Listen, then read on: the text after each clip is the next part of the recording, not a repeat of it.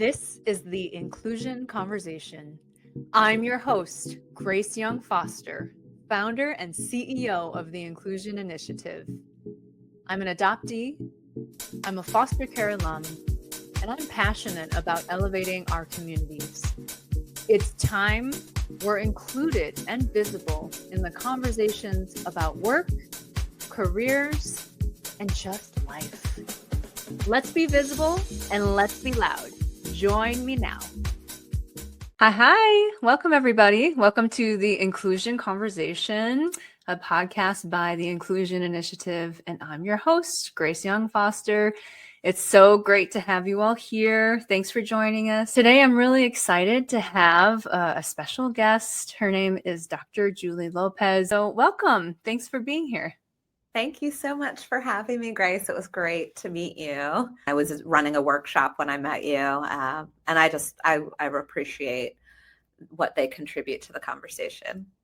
Oh, fantastic. Yeah, it was a wonderful day sharing that space with you. And just wanted to share a little bit about you and your background for those of us that don't know much about what you do and your story. And so Dr. Julie Lopez is a human systems expert, and she's the founder and CEO of Viva Partnership and Dr. Julie Lopez. She's an award-winning clinician and entrepreneur who has dedicated her life to fostering the highest potential in people, communities, and businesses. She is the founder and CEO of a few of her own companies and a sought-after speaker, author, and she also volunteers for causes close to her heart. Her greatest joy comes from her family, which includes her partner, 4 kids, and 2 big dogs. Oh, that's lovely. My children, my fur babies. I have 2 fur babies too. So yes, I knew we were kindred spirits here. And so, Julie, why don't you share with our audience a little bit about your experience with adoption and foster care and just what you want us to know about your experience?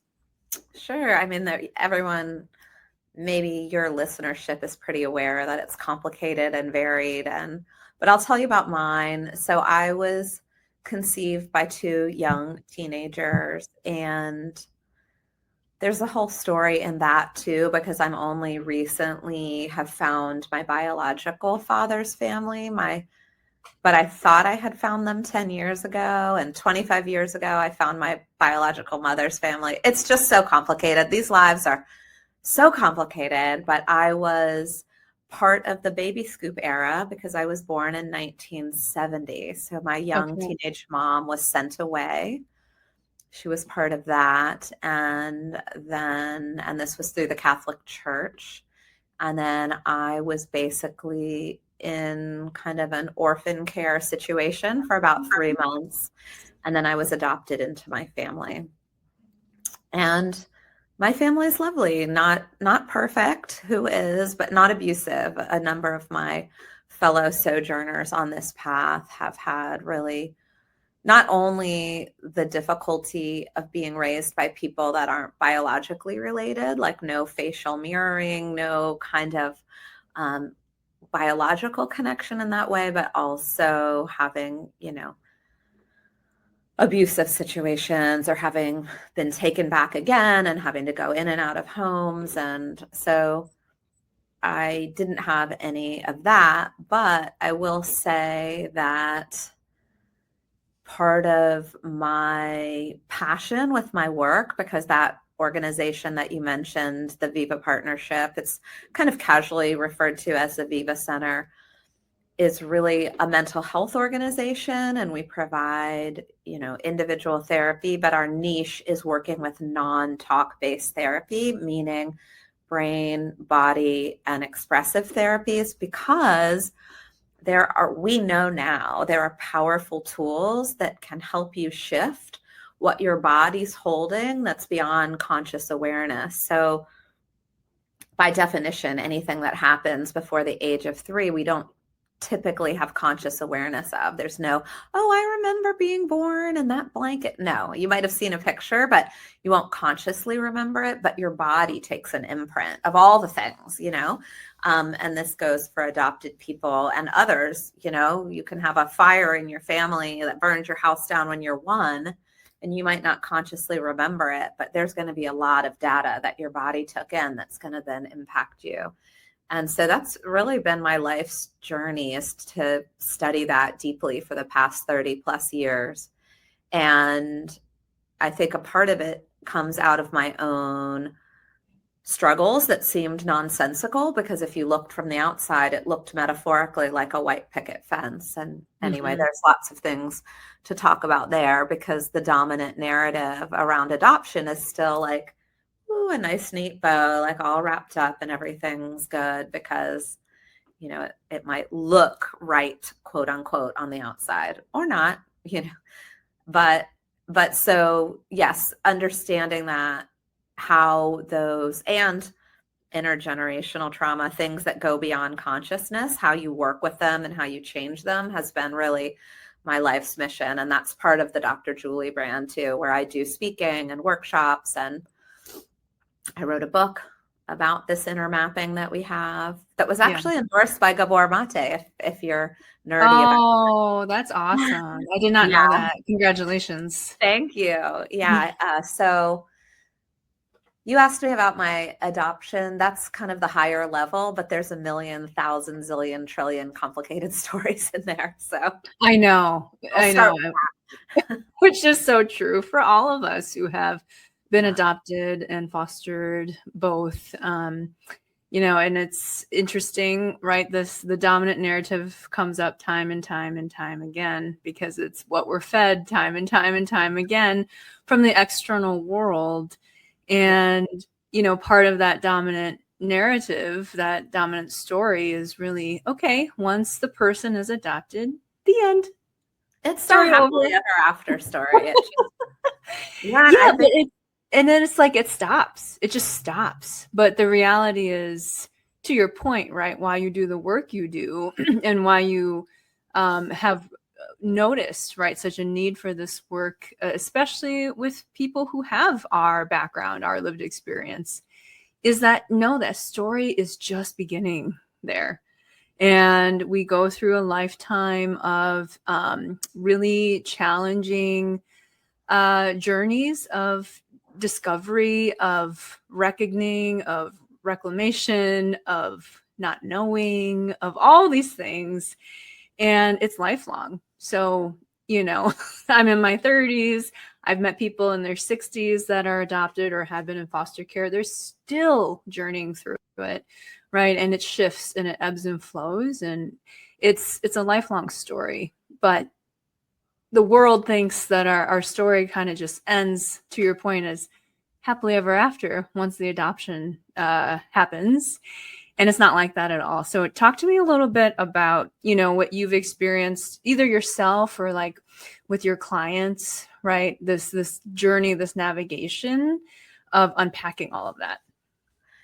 Yeah, well, this is one of the biggest myths that I think is out there, that we as relinquished people and then adopted or fostered people also fall prey to, which is that once you meet your biological family, if that's even a possibility, that at that point it's done. You're like, oh my gosh, don't you feel so much better? Now you don't have like struggles with attachment, and now you can trust everybody, and now your body's not on high alert looking for danger or all this kind of stuff. It just doesn't work that way. It's like saying, I'm going to give some factual information to a person who's anorexic, and they're going to go, oh my gosh, you're so right. I should eat more food because I'm malnourished and I'm underweight.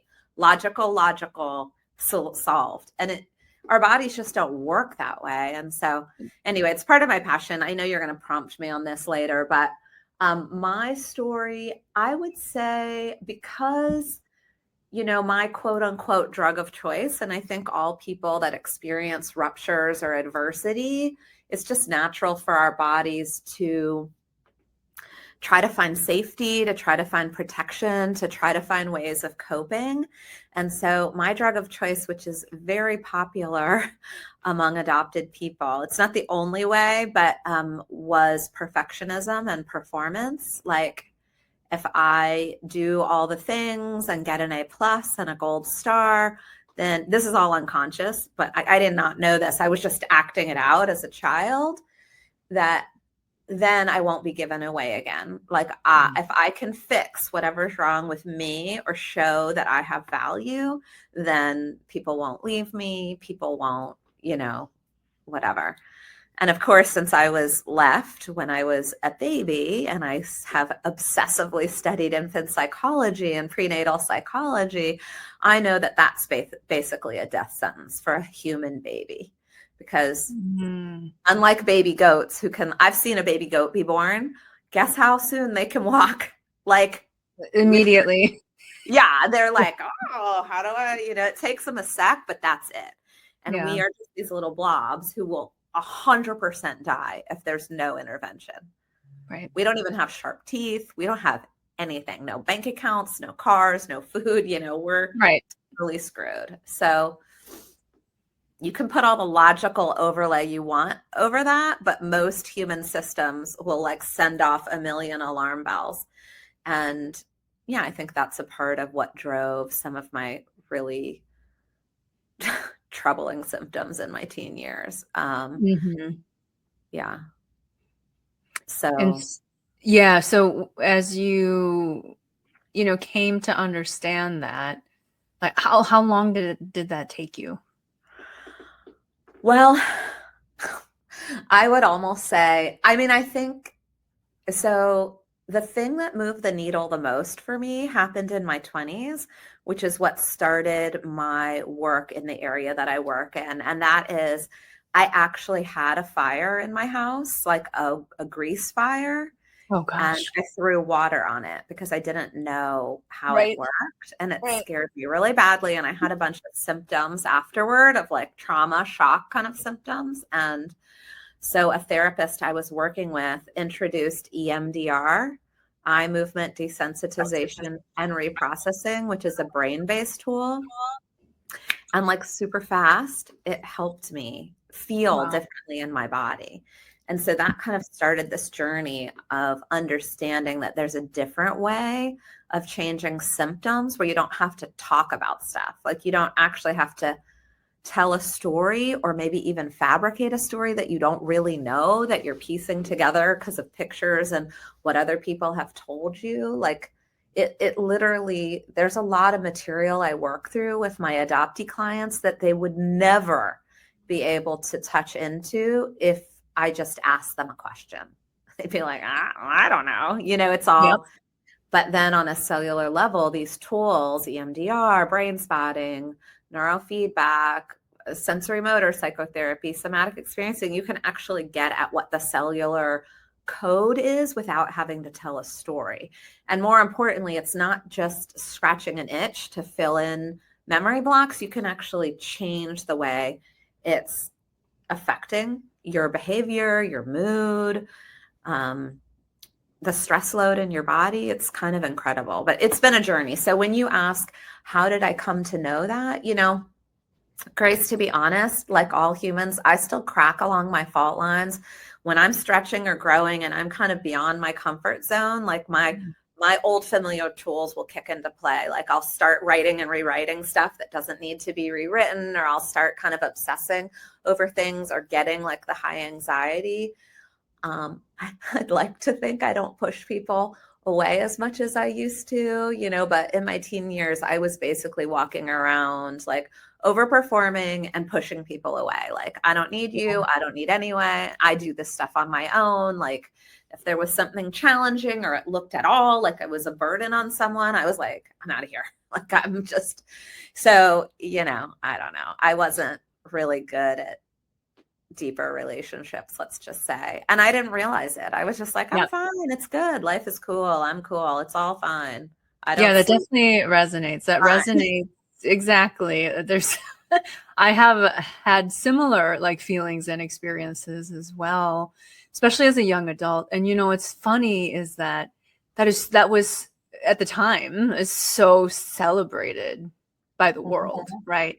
Oh yeah, you're independent, you're self-sufficient, you're bold, whatever it is, you're going to take care of yourself, and feed it, you're like, it constantly gets fed and reinforced, instead of the well, maybe inside there's something that needs to be addressed and needs to be tended to, and you need to heal, right? And that's never ever brought up, at least back then it wasn't, by the greater, our greater community, unfortunately. And I'm so glad that our understanding of how this trauma and just the experiences with attachment and non-attachment, like all of that, how that's impacted us. And now there are more resources and professionals and lived experience experts like you, right, providing resources like this. But back then, we just plowed through. That's all we knew to do, and it was celebrated. And so, yeah, I wanted to make that comment, because it's making me realize, yeah, we've come far, but we still got a long ways to go too. Well, we've come far, and it sounds like you've personally come far. I've come far, but like, there are a lot of people, adopted, foster care, or otherwise, who have no idea that these other resources exist, and they wrongly conclude, oh, I did the things I was supposed to do. I read this book, I went to therapy, I talked about my stuff, I journal, I do all these things, and the needle isn't moving. I'm still like riddled with anxiety, or I still like compulsively fill in the blank, shop, work, eat, drink, whatever it is. And I can't kick it. And they don't realize that they're not broken, right? They think like, oh man, I just failed. I'm defective, which is like a familiar bedfellow to someone who's been given away by people that are supposed to be celebrating you or be kind of there for you. So I would say, I mean, that really is my crusade, and wanting people to know, hey, there's deeper tools you can use. You're not broken. Just the manner of making change may not be the latest and the greatest, and it may not address where the cellular memory is held. Yeah. And I love that you emphasize, right, that you are not broken. Yeah. You are not broken. It's not your fault. It's not you, right? You just need the right tools and the right approach and the right understanding too. And so talk to me a little bit about how you started building your companies, and then like how you, right, then move your clients through this, like, you're talking about a brain process, but you're kind of talking almost like a somatic process too. So talk to us a little bit about that. So we're all like unique snowflakes, right? Every human is totally unique. And so what works for one person may not work so well for another person. It's kind of like saying, what do you like to do to relax? And you put 10 people in a room, and if you don't give them multiple choice, probably no one's going to say the same thing. It's literally like the intricacy of our human system.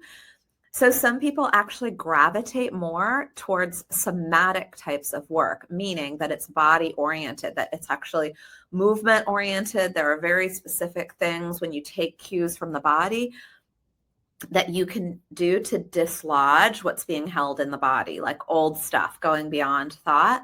Similarly, a different person might gravitate more towards doing brain-based work. But what I would say, which I definitely emphasize the science behind it and give a lot of case examples in my book, is that the important component is that you have to be speaking the right language so that you can actually get results.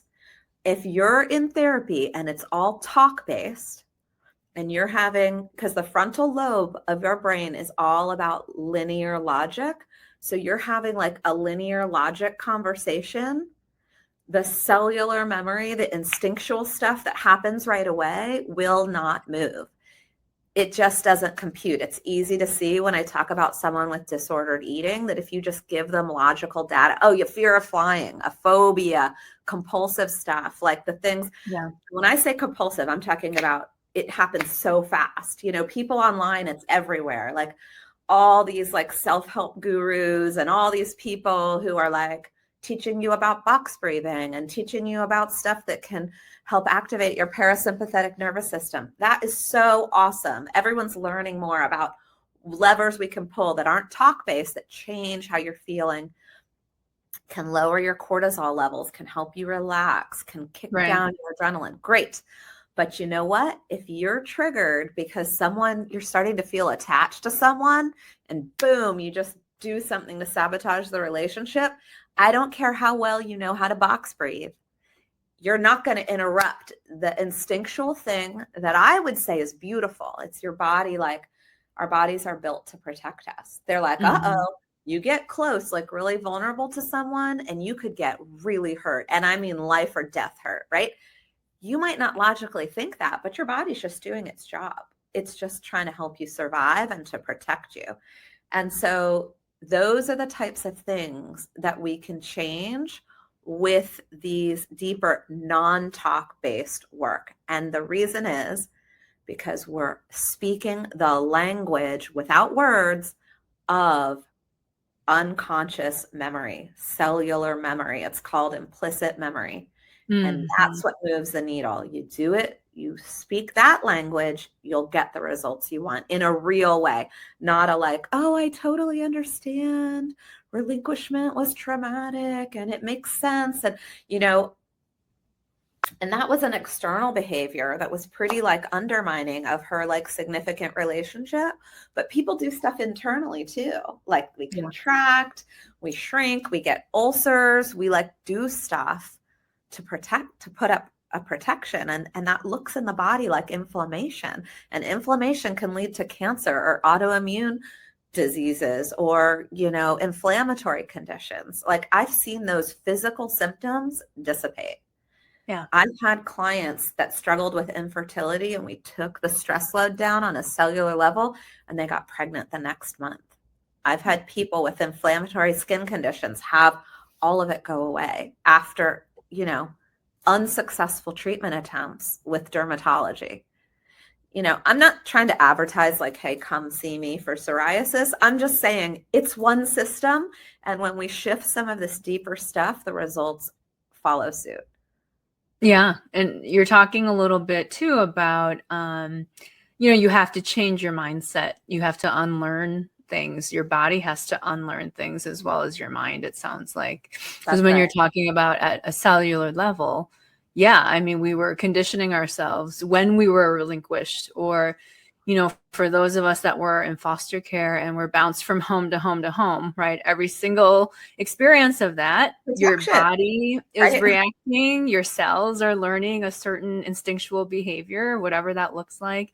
So yeah, it's like a lot of unlearning to do. And that takes a lot of work and time and patience and grace. Right. But also like a coach, like you definitely need a coach, someone that is equipped to help you navigate and see it. I feel like a lot of people don't even see it in themselves until, you know. So let me tell you a true story. And I when I tell client stories, I mush around the details to preserve like confidentiality. But essentially, I worked with a client who was an adoptee, a transracial adoptee. And this person was really struggling with OCD, very specifically like arranging and rearranging shoes, arranging and rearranging outfits in the closet, so much so that they had to take a leave of absence from school, like couldn't do their work because it was so obsessive. It was like, and when they came to see me, young adult, the parents had really said, oh, we want you to see this person because she's also an adoptee and does this like kind of cutting edge scientific work. That person never thought that the relinquishment or the adoption had anything to do with the symptoms. It's okay.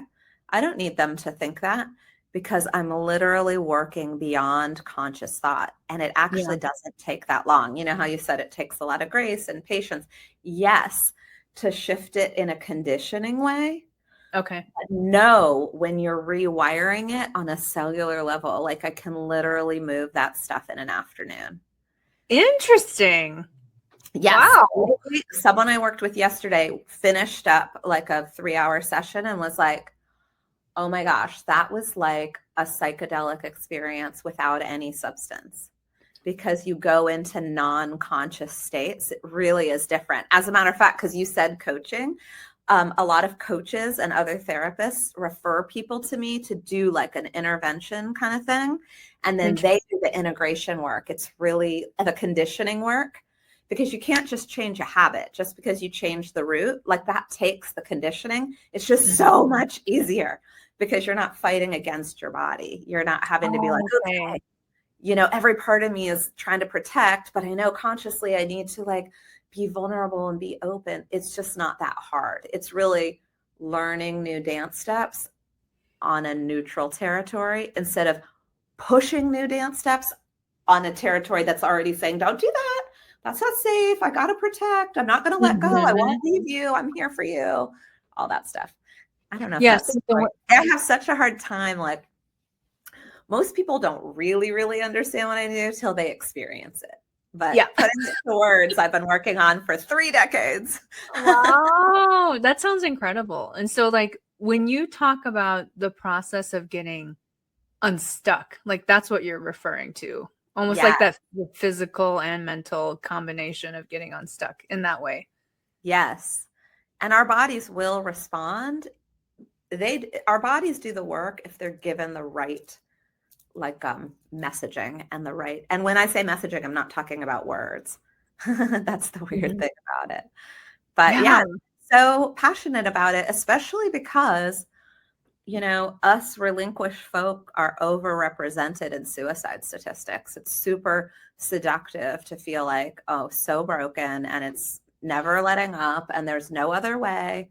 So this is kind of the option that's left. And there's a whole world out there that most people aren't really that intimately familiar with. It would be interesting to hear a little bit more about, you know, people who are adoptees, people who have been through foster care, people who, you know, you brought up earlier, there's so many that go through really negative adoption and foster experiences. And when they want to work with you, or when it gets to the point where it's necessary to work with you, what are some of the first steps they can take? Like what kind of insight do you want to give adoptees and fosters that might consider working with you? Yeah. So first of all, I wish I had the opportunity to do a graphic, but these are the kinds of things I do in my workshops. But if they want to work with me specifically in a custom tailored one-on-one way, then they would see that on my drjulielopez.com website. There's a little link that says intensives. That's what I do. I call it like trauma surgery because you go below the conscious and I do these longer things. And then I coordinate with a coach or a therapist they're working with to do the integration work. But the reason I started my whole mental health practice with the group that I have that's specially trained and that's adoption competent, and is very familiar with relinquishment trauma and the foster care system, is so that if they want ongoing therapy with some of these tools, that they can work with my people. And that's www.vivapartnership.com. But there's just different levels of opportunity to move and understand about this stuff. And I don't want to make a false promise, but I feel like the universe is kind of knocking on my door to do this. And that is that I have a whole other academy that I run through the Dr. Julie, and it's mostly for entrepreneurs and high performers. And you can be an adopted person who's also in that category, but it basically teaches in an experiential way about this language of implicit memory, but it's called the Breakthrough Academy because it helps people get unstuck. And the thing that's been coming on my heart is to do one only for adopted people, people who've been relinquished, people who've experienced, you know, a lot of relational trauma of moving or abuse and like back and forth, but specifically hold that title of having had the experience of being abandoned. And Anyway, so that one's, I mentioned the triangle, but I didn't even tell you what the graphic was. It's like there's these different levels of working with implicit memory. And the first one is like this podcast. You learn some things. You might even be taught some hacks or some tips or tricks or how to learn the language of implicit memory. And it's pretty simple, not custom tailored. And if that works for you, great. Level 1, do it. Free, get your info, off to the races, love it. Level 2 is like more group oriented, more empowerment based, specific. And that's what my Breakthrough Academy is. Level 3 is like my mental health center, where it's like ongoing, specialized, one-on-one, more custom tailored. And then mine, which is level 4, like I said, I call it like surgery. We're going to go in deep. We're going to move the stuff. It makes all the work easier, and then pass you to someone who does the integration. Anyway, Wow. Watch out when you invite me on a podcast. I can talk forever. So, okay, keep going.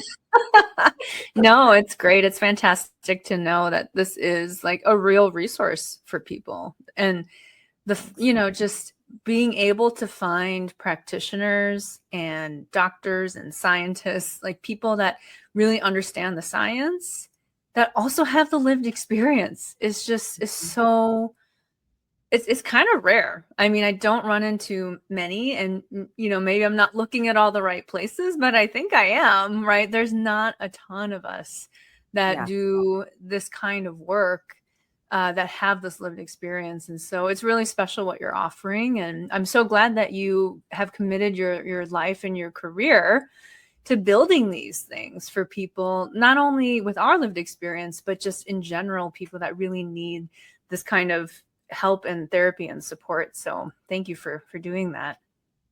Thank you, Grace. I appreciate what you're doing too. I consider you one of those people. So, thank you. And so, thinking back, right, you talked about, just some struggles as a teenager where a lot of this stuff started popping through. What would you say to teenage Julie now?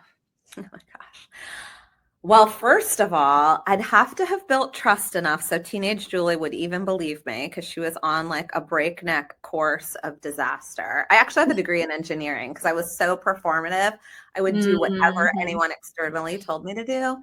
But looking back, I just feel like I was so dissociated. I had no idea. I didn't even know there was, you know what I mean? I just didn't know what I didn't know. I was just like a little robot, like performing, pleasing, like doing all that stuff. It was all survival. And I just had no exposure to a framework around trauma. And I mean, my parents did the best they could, bless their hearts, but they had no preparation whatsoever for the fact that my nervous system might have been shattered and that I might be struggling, So that's what I would want to introduce somehow, so that I could maybe at a younger age start to have the tools to know myself instead of trying to read everyone else's needs and then provide them.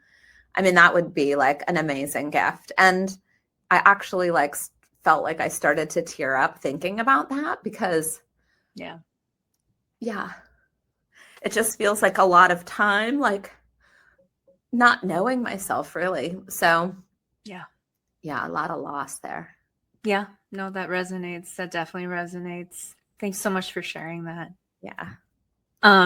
Well, I definitely want to get into rapid fire, but before we do that, right, can you just reiterate how people can find you and reach out and follow your work?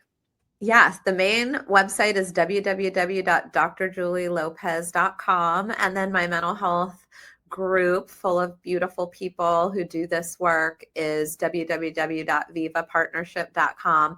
And if you want to hear my musings and ramblings and scientific stuff and my tips and tricks, then I'm pretty active on LinkedIn. That's kind of my spot, Dr. Julie Lopez. Oh yeah, no, I follow you on LinkedIn, so that's awesome. Yeah, and we'll drop all of those links in the show notes for everybody too. Okay, are you ready to get into rapid fire? Yeah, I can't wait to hear what you have to say. All right. Okay, so just answer like the first things that come into your head. Love it. Okay, favorite food? Salmon. Oh, you're the first person to say that. That's okay. Smoked salmon. I'm obsessed. Yeah, I can't pass up smoked salmon either. That's a good one. What would you consider your superpower as an adoptee? reading these inner maps. And elaborate a little bit. Oh, you want more? I thought it was rapid fire. I was like, I'm done. Okay, what? Well, I want some more context there. Okay. Yeah. I just think like that's a unique superpower I have. I think when I was like the robotic performative teenager, it was reading other people, like reading, anticipating, intuiting what people needed or wanted. And then because it's been very channeled through my training and my work and my practice with people, I'm really good at a scary level of interpreting what's happening. I mean, I definitely don't do it as a party trick or anything. People get freaked out and all of a sudden everyone's like, oh, I gotta go. Oh, someone's calling me. No, I don't do that. But I'm just saying it's a skill I use and have fine-tuned incredibly in my work. Oh, that's amazing. That's very cool. Okay. And what did you dream of doing when you were a kid? When I was a kid, well, let's see. I was the mayor of this made-up town that my third grade teacher put together. And I think I thought I'd be like the first president of the United States. I am so not into politics because I grew up in DC in the metro area. And I try to like water down any political conversations because it's just, that's what I grew up in. So yeah, but when I was a kid, that was kind of my fantasy type of thing. And just to share something about what you shared about being reinforced culturally about being independent and all that stuff. Yeah. So I was born in 1970. When I went to college and I was getting an engineering degree, there were almost no women in my classes. So talk about being praised for being like really tough and like hardcore and not needing anyone and like performing. It was just a reinforcement of all the things. So. Oh, wow. Yeah. And I live in the DC area, so I totally know about the environment of conversation here is definitely true. It's still true.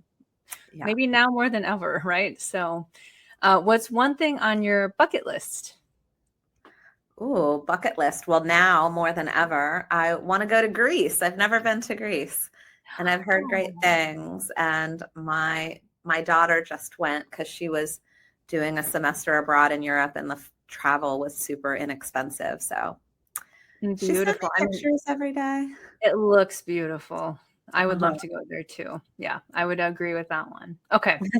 And then, so we heard what you would say to your younger self, but what's a piece of general advice that you would give to our audience? A piece of general advice is I would say I've got some favorite authors. I mentioned Gabor Mate endorsing my book, like love his work.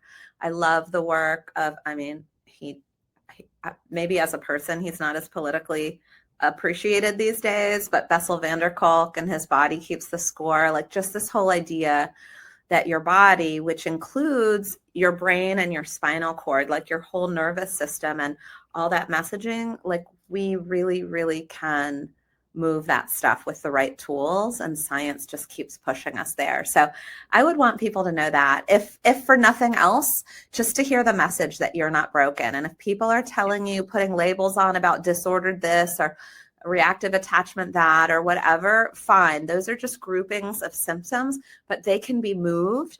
And by definition, disorder implies that you're screwed. You're just stuck with it. And that is not true. I have seen all kinds of things move. And one of the most powerful pieces when I finish up work with someone is they're like, wow, part of the damage was what the medical system told me, that I was this or I was that. And yeah, I'm like 100% not into that. Yeah, no, I love that piece of advice. So like, if you walk away with anything, just know you are not broken. I love that. Broken. Thank you for sharing that.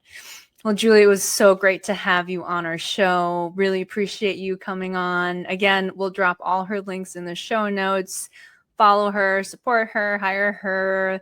Yeah, take a session. It sounds life-changing, actually. Oh, you're so great. Thanks again. And obviously, I love speaking about this. So yes, and hire her for speaking. Yes, definitely.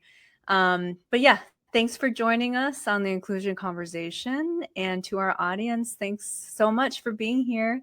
And we will see you next time. Take care, everyone. Bye. Thank you. I hope you enjoyed the show. Please subscribe, share, and follow us. Check out our show notes to know where to find us on social. And our website is theinclusioninitiative.com. If you're an adoptee of color or a foster care alum and you want to join our professional community, it's free, by the way. Hit me up via DM, or you can find our email in the show notes. Thanks, everyone. See you next time.